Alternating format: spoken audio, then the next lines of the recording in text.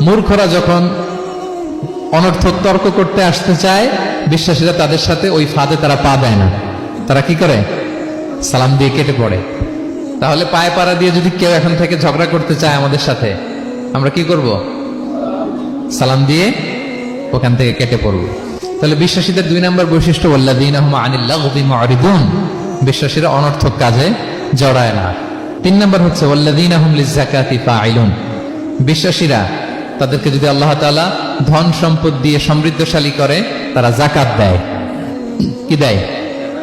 আপনারা যাকাত দেন তো নাকি? দেখে তো মনে হচ্ছে সবাই ব্যবসায়ী, হ্যাঁ, চেহারা দেখে মনে হচ্ছে মাশাআল্লাহ অনেক সম্পদের মালিক। যাকাত দিতে হবে। আমরা যে যাকাত দেই, এটা কি আমরা করুণা করি? বলেন তো না। যাকাত হচ্ছে গরিবের হক। ওয়া ফি আমওয়ালিহিম হাক্কুন লিস-সাইলি ওয়াল মাহরুম, আল্লাহ বলে ধনীদের সম্পদে গরিবদের অধিকার আছে।